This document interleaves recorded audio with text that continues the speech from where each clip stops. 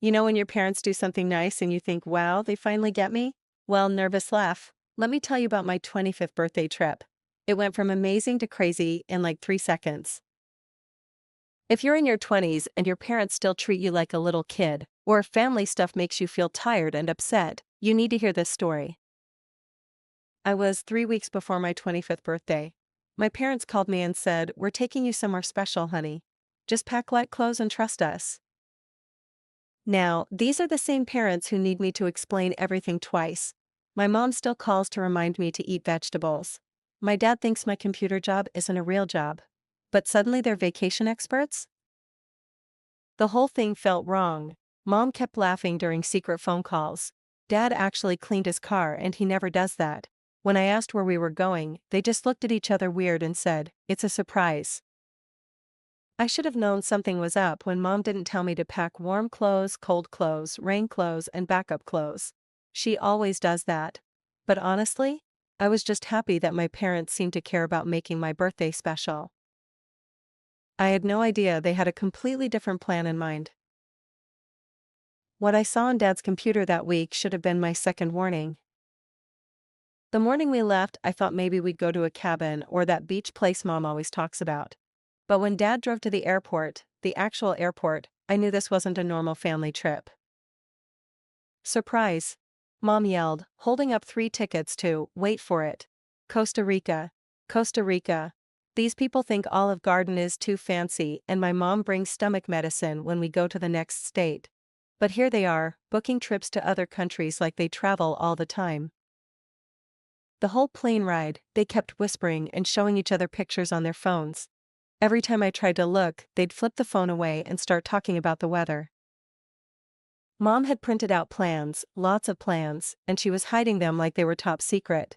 Dad, who usually falls asleep on planes, was wide awake reading some book about how to talk better with family.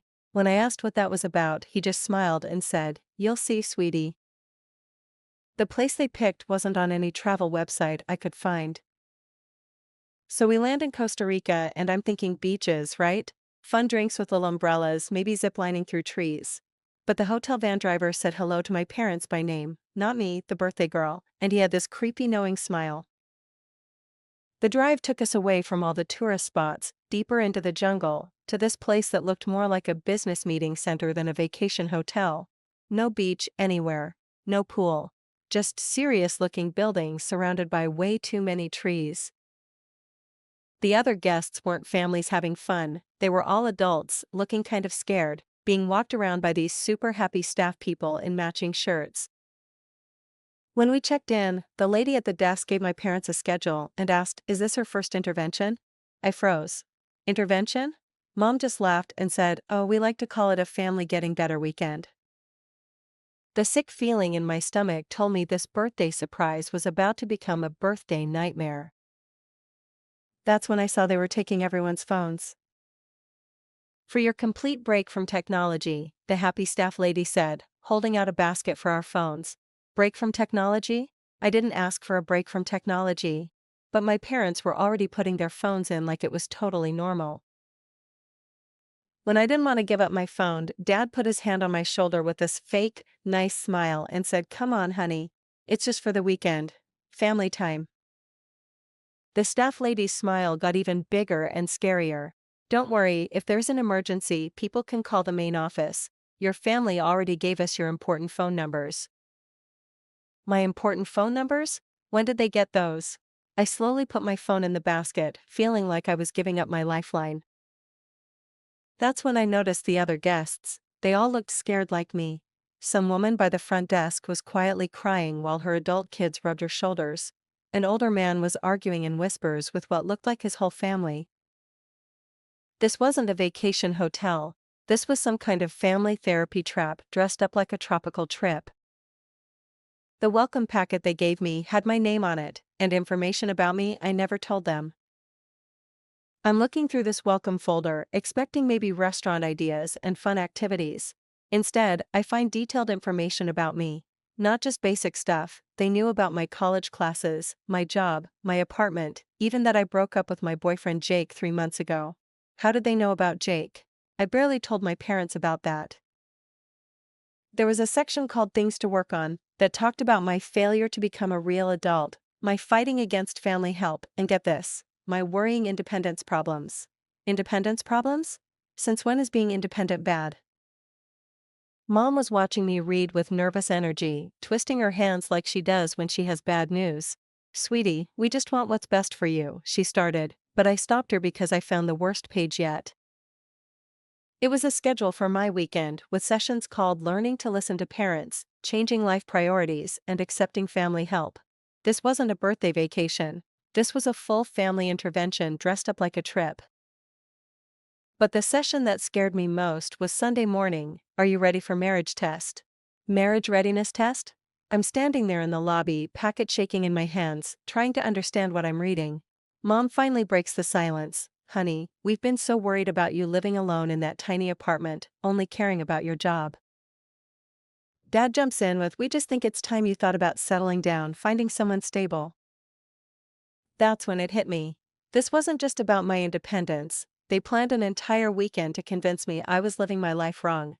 The test was going to be led by someone called a relationship counselor who helps millennials with life direction. I felt like I was going to throw up. Are you guys serious right now? I whispered, but they were already being called over by one of those polo shirt staff people. The Johnson family? Perfect timing. We're about to start our opening ceremony. Right this way. Other families were going into what looked like a meeting room, not a vacation activity. Some people looked angry, others looked sad, but everyone looked like they'd rather be anywhere else. This was really happening. My parents had tricked me into some kind of family therapy cult weekend. That's when I saw him across the room, and my parents' real plan became clear. So I'm looking around the room trying to figure out how to escape, when I see this guy about my age who looks just as confused and trapped as I feel. He's standing with an older couple who are practically bouncing with excitement, just like my parents. And then it hits me like a truck. The meaningful looks between our parents, the way they keep pointing between us, the woman next to my mom who keeps whispering, isn't he perfect for her? Oh, my God. They didn't just trick me into family therapy. They set up some kind of weird matchmaking situation. This poor guy is probably just as shocked as I am. His parents are doing that same fake, casual thing mine are doing, trying to push us closer together without being obvious about it. Mom leans over and whispers, his name is David, sweetie. He's an accountant, very stable, and his parents are such lovely people. We met them at that parenting class last month. A parenting class? What parenting class? Since when do my parents go to parenting classes about their adult daughter? The pieces were falling into place and the picture was absolutely horrible. But what they didn't know was that David and I had already met before, and it didn't go well. David catches my eye and his face changes from confusion to what I can only describe as horror mixed with recognition. Because here's the thing my parents didn't know in their brilliant matchmaking plan, David and I had already met, 6 months ago, on the worst date in human history. The date where he spent 2 hours explaining why women should appreciate men who take charge. He ordered my food for me without asking. Then he got actually mad when I wanted to pay for my own meal. The date ended with me literally hiding in a bathroom stall waiting for him to leave the restaurant. And now here we are, trapped together at some family intervention resort while our parents smile at us like they just solved world peace. David's face has gone completely white. He knows exactly who I am too. His mom is already pushing him toward me, talking about how perfect this all is, while my parents pretend to be busy but are obviously watching our every move. I can see David trying to figure out escape plans just like I am. This weekend just went from bad to absolutely terrible. And that's when the relationship counselor called us up as the first example couple. Let's welcome our first young couple to show us healthy communication, announces this super cheerful woman with a clipboard like she's running some twisted game show. All eyes in the room turn to David and me as our parents literally start clapping. I want to disappear into the floor. David looks like he's about to have a panic attack. Come on up, you two. Don't be shy. We're being pushed to the front of the room like cattle, while this counselor lady starts explaining to the crowd of parents how sometimes young people need help recognizing good partnerships. Good partnerships? If she only knew. I catch David's eye and we have one of those silent conversations that basically means, are we really going to have to pretend we don't know each other? Meanwhile, our parents are in the front row looking so proud you'd think we just won awards. The counselor starts setting up chairs facing each other and explaining how we're about to do a breakthrough communication exercise that will show proper dating interaction patterns. Proper dating interaction patterns. Who even talks like that? But when she asked us to share what first attracted you to each other, David surprised me with his answer. So we're sitting in these ridiculous chairs facing each other while 40 parents stare at us like we're zoo animals, and the counselor asks David what first attracted him to me. I'm getting ready for the worst. Maybe he'll tell everyone about our disaster date, or worse, make up some fake romantic stuff. But instead, David looks right at me and says, what first attracted me to her was her independence. She's not afraid to stand up for herself even when it's uncomfortable. I almost fall out of my chair. Is he actually being honest? He continues, she's the kind of person who knows what she wants and won't settle for less. That takes real strength. I'm staring at him like he grew a second head, but in a good way. The counselor is loving this, nodding enthusiastically, but our parents look confused. This wasn't the she's so sweet and ready to settle down answer they probably wanted. When it's my turn, I'm so surprised by his honesty that I hear myself saying, what I appreciate about David is that he just showed me he can grow as a person. He sees me as a person, not a project. The room is dead silent. That's when our parents started whispering urgently to each other and I realized we'd gone off their script. I can see my mom having some kind of urgent whispered conversation with David's mom, and they both look worried. This clearly wasn't going according to their master plan. Dad is leaning over to David's dad, and I catch pieces like not what we talked about and supposed to mention settling down. Oh, so there was a script. They'd actually planned what they wanted us to say. The counselor, meanwhile, is trying to get us back on track. That's wonderful, you too. Now, let's talk about future goals and timeline expectations. David, what are your thoughts on marriage and family planning? David shoots me this look that clearly says, what do we do now? And I can see him thinking about his options. Play along with whatever timeline his parents planned, or keep being honest. The room is so quiet, you could hear a pin drop. Everyone's waiting for his answer, but I can tell by the way our parents are all leaning forward, that his response is going to either make or break their entire elaborate plan.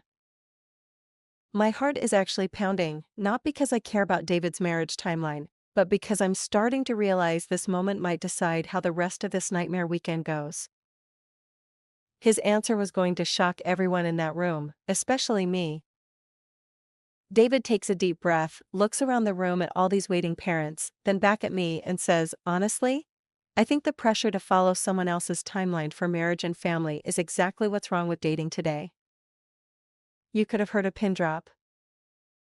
I'd rather spend time getting to know someone as an actual person instead of checking boxes on my parents' wish list. His mom's face turns bright red. My parents look like they've been slapped, but David keeps going. And I think anyone who would trick their adult child into a therapy weekend disguised as a birthday vacation probably needs to look at their own relationship patterns. Oh snap. He just called out everyone's parents in one sentence. The counselor is frantically looking through her notes like this wasn't covered in her training. Some of the other trapped adult children are starting to smile. You can see them thinking, finally, someone said it. But our parents, they've moved past whispering and are now having full conversations with hand gestures and everything. I'm pretty sure I just watched my birthday weekend turn into the most epic family intervention failure in history. And weirdly, I'm starting to respect David way more than I did 6 months ago. That's when my mom stood up and made an announcement that left everyone speechless. My mom actually stands up in front of this entire room of strangers and says, I just wanted my daughter to be happy and settled before. And then she starts crying, full-on ugly crying in front of 40 people. Dad immediately goes into crisis mode, trying to get her to sit down, but she won't stop. Before what, Mom? I ask, because suddenly this feels way bigger than just wanting me to get married. Through her tears, she manages to say, "Before I can't be there to make sure you're taken care of anymore." The room goes completely silent. Even the counselor stops writing notes. That's when it hits me. This isn't about them thinking I'm a failure or being disappointed in my life choices. Mom's scared. She's genuinely terrified that something's going to happen to her and I'll be alone. Dad's trying to comfort her, but I can see in his eyes that he's been worried about the same thing.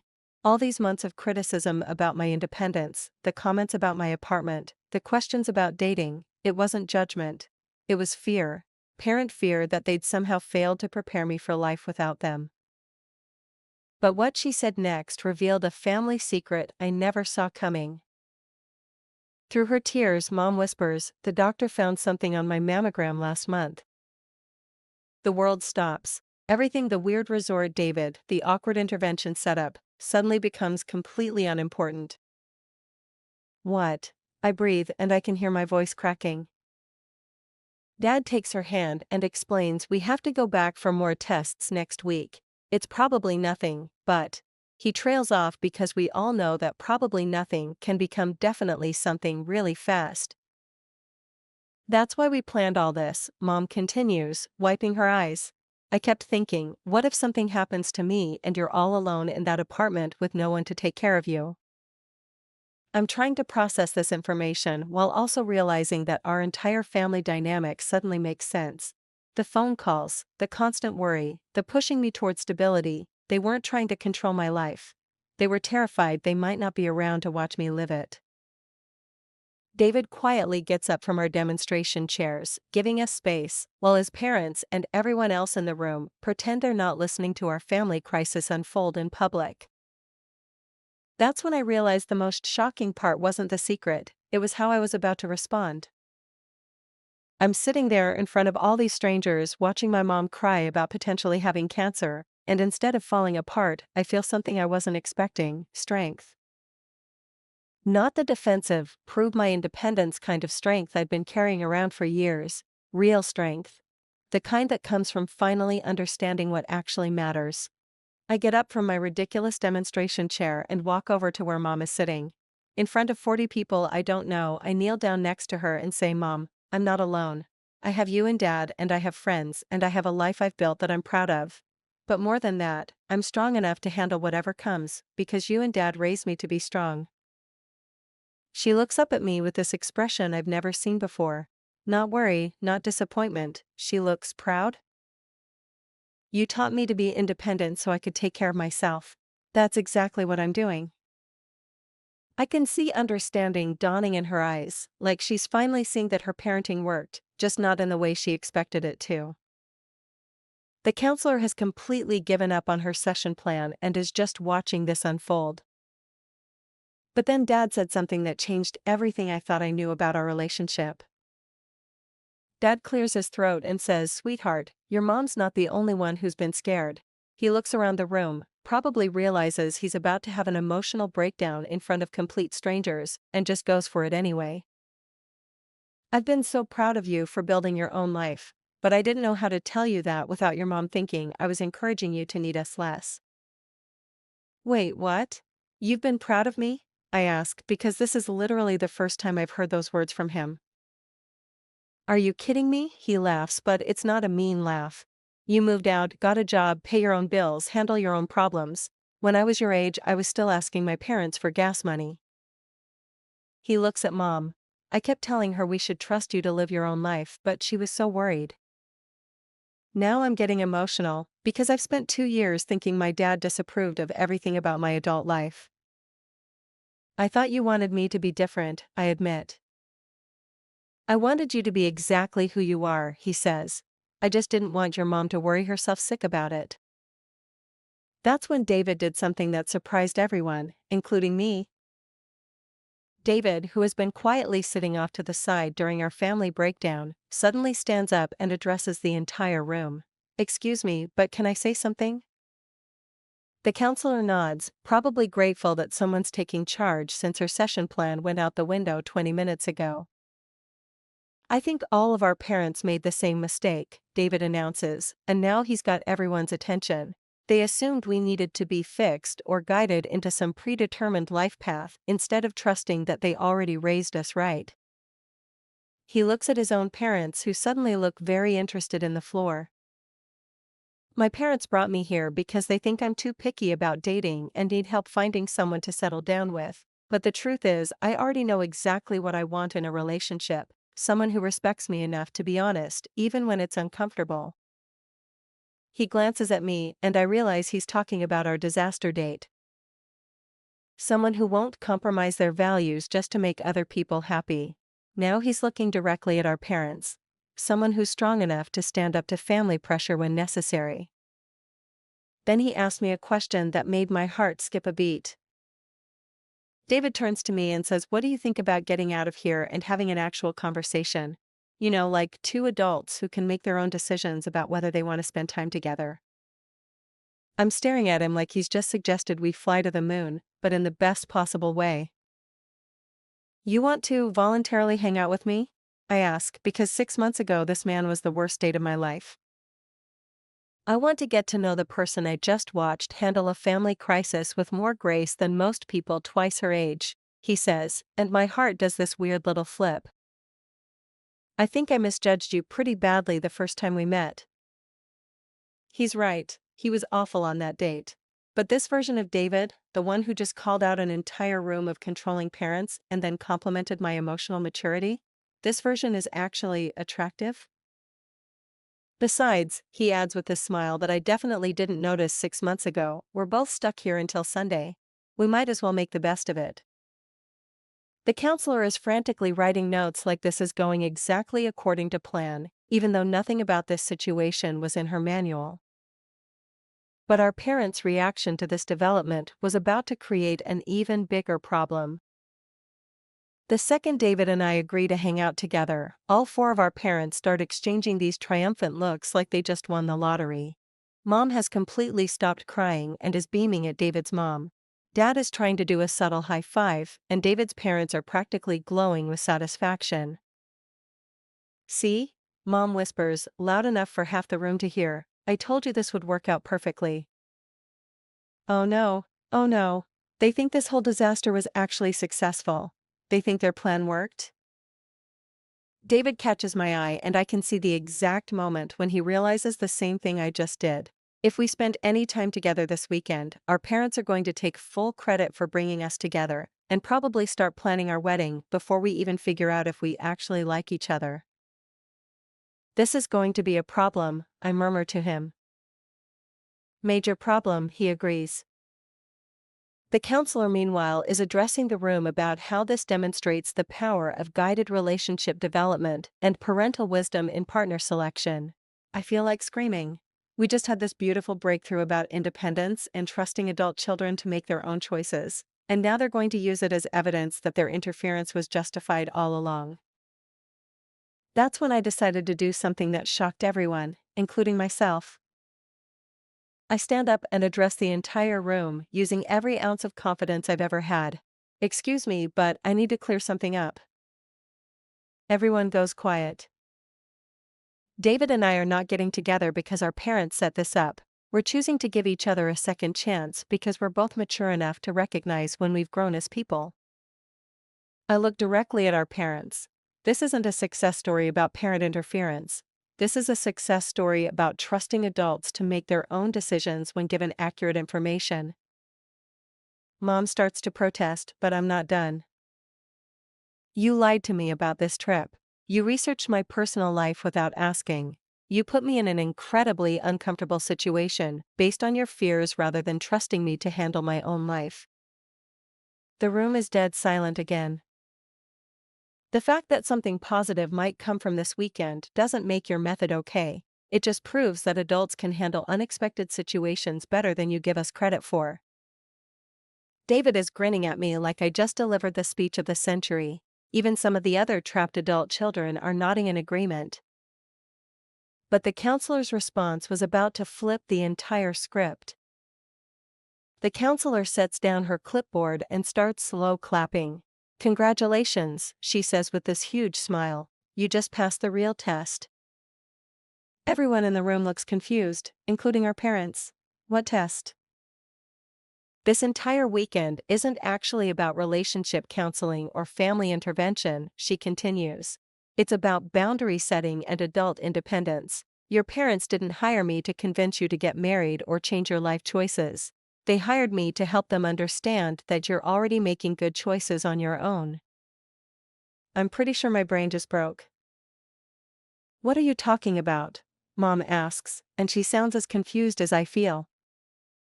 The real program here is for parents who are struggling to change from active parenting to supportive mentoring of their adult children. Everything we just witnessed, your daughter's emotional intelligence, her ability to handle crisis, her willingness to reconsider first impressions while maintaining her boundaries, that's exactly what we hoped would happen. She looks around the room. Your children don't need fixing, you need help learning to trust them. The other parents are looking around like they're not sure if they should feel proud or completely fooled. That's when Mom asked the question that revealed how deep this deception went. Wait a minute, Mom says, and I can hear her brain working overtime. Are you telling me that David being here isn't a coincidence? That you knew they'd already met?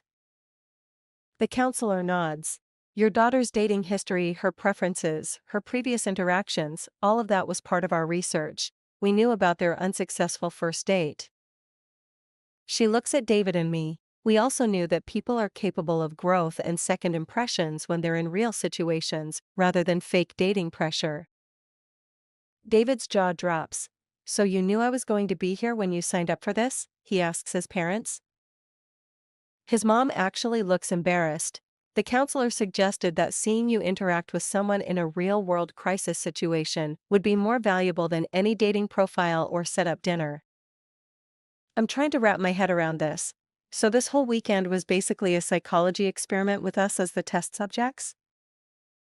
More like an intervention for the parents, the counselor clarifies. We found that parents often need to witness their adult children's competence firsthand before they can step back and trust them. The level of manipulation here is staggering, but also kind of brilliant. But there was still one more secret that nobody saw coming. Just when I think we've uncovered all the layers of this elaborate setup, David's dad stands up with this sheepish expression. Actually, there's one more thing we should probably tell you. Oh God, what now? Son, your mother and we've been seeing a family therapist for the past 6 months because we realized we were being too controlling about your life. He looks at my parents. When we met at that parenting class, we discovered we were all dealing with the same issue, learning to let go of adult children. Mom nods. The therapist recommended this program, but she said it would only work if you didn't know the real purpose ahead of time. So everyone was in therapy except David and me? The mammogram results, I ask Mom, suddenly terrified. Was that real? Oh honey, yes, that was completely real. That scare is exactly what made me realize I needed to trust you more, not protect you more. Dad jumps in. We figured if we were going to work on our control issues, we might as well see if we could help David's parents with theirs too. The counselor adds, and if their children happen to give each other a second chance in the process, that would just be a bonus.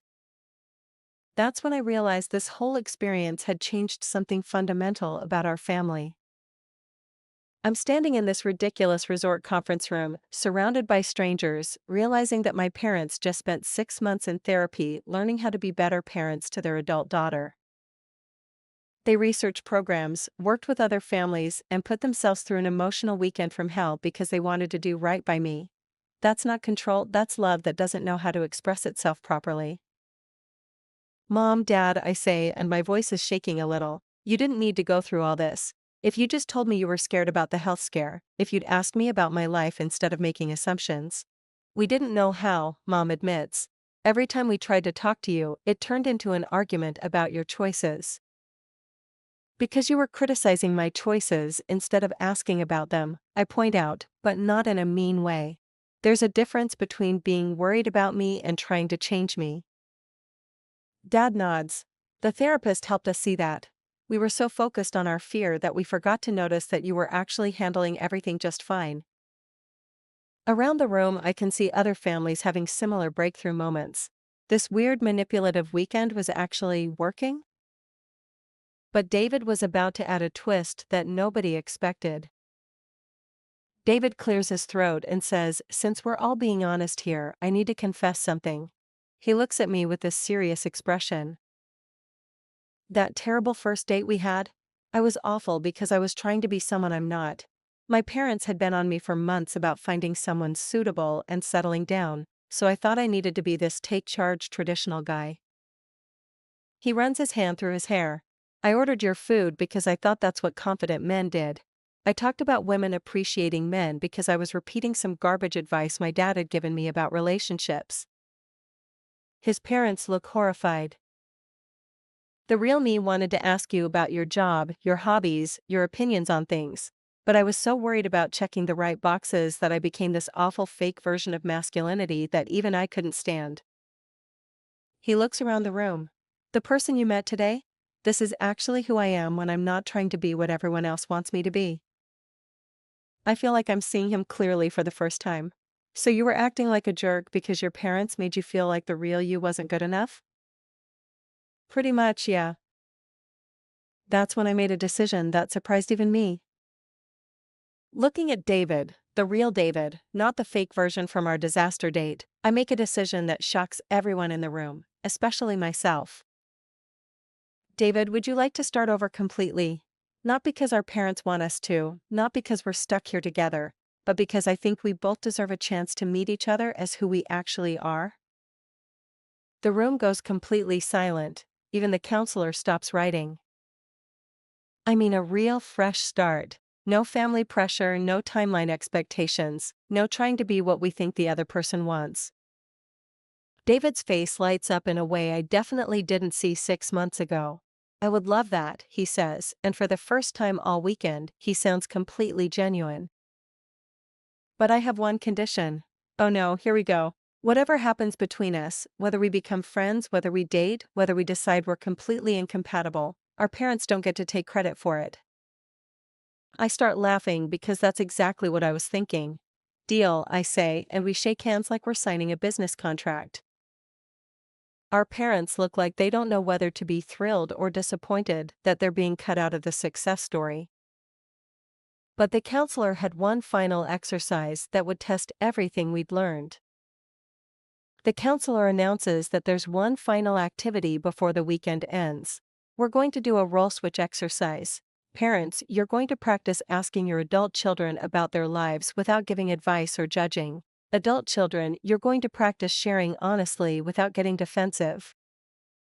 She pairs us up with different families, so I'm not with my parents and David's not with his. The goal is to have a conversation where the parent shows real curiosity and the adult child feels heard and respected.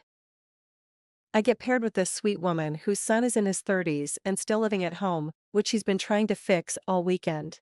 When she asks me about my job without any agenda behind the question, just real interest, I realize how rare that is. I tell her about my projects, my goals, my challenges, and she just listens. She asks follow-up questions that show she's actually paying attention. "You sound really passionate about your work," she says, and I can hear the surprise in her own voice, like she's discovering that adult children have actual inner lives. Meanwhile, I can see my parents across the room talking to some guy about his art career, and for once, they're not asking when he's going to get a real job. When we switched back to our own families, the difference was incredible. When I sit back down with my own parents, something fundamental has changed. Mom asks, "So tell me about this project you're working on at your job. What makes it exciting for you?" Not, "Is it stable or does it pay well?" She wants to know what makes me excited about it. So I tell her about the creative challenges, the problem solving, the satisfaction of building something from scratch. And she's actually listening, asking questions that show she's trying to understand my world instead of figure out how to fix it. Dad says, I never really understood what you did for work, but hearing you talk about it, I can see why you love it." When I mention that my lease is up next month and I'm looking at apartments, instead of suggesting I move home or find a roommate for financial reasons, Mom asks, "What kind of place are you hoping to find? What's important to you in a living space?" It's such a small change, but it feels revolutionary. They're treating me like a person whose opinions and preferences matter, not a problem that needs solving. For the first time in years, talking to my parents feels like a conversation between adults instead of a performance review where I always fall short. But Sunday morning brought a conversation that would change everything. Sunday morning, we're all packing up to leave, and the atmosphere is completely different from when we arrived. Parents are asking permission before giving advice. Adult children are sharing honestly without bracing for criticism. David and I exchange phone numbers, our real numbers, not some setup arranged by our families. "I'd like to take you out for coffee next week," he says, "and this time I promise to let you order your own drink." I laugh because 6 months ago I would have said absolutely not, but this weekend showed me that people can change when they're allowed to be authentic. "How about Tuesday?" I suggest, and David grins. "Perfect. I'll pick a place that serves more than just coffee so we can have a real conversation." Our parents are hanging around nearby, clearly dying to know what we're planning, but they're actually stopping themselves from interfering. Mom walks over and instead of asking about our plans, she says, "Sweetie, I'm proud of how you handled this weekend. You were more mature than your father and I were." Coming from my mom, who usually critiques everything I do, this feels like winning an Olympic medal. Dad adds, "We're going to keep working with that therapist when we get home. We want to do better." 3 months later, the real surprise was how much had actually changed. So here we are, 3 months later, and I barely recognize my family dynamics. Mom's test results came back clear, just a harmless cyst that scared everyone for nothing, but that health scare taught us all something valuable about what actually matters. My parents call once a week now instead of every day, and when they do call, they ask about my life instead of giving me advice I didn't request. They've met my friends, seen my apartment, and actually seem proud of the life I built instead of worried about it. David and I, well, we're taking things slow, but we're actually dating, real dating, where we get to know each other without any family pressure or timeline expectations. He's nothing like the guy from that awful first date, and I'm learning that real connection is way better than whatever our parents thought they were arranging. The funniest part is that our parents keep trying to take credit for bringing us together, but we just smile and change the subject.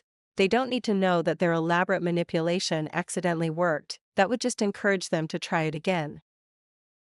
But seriously, if your family is struggling with boundaries or treating you like you're still 12, sometimes the solution isn't cutting them off. It's helping them learn to see you as the capable adult you've become, even if it takes a ridiculous fake vacation to get there.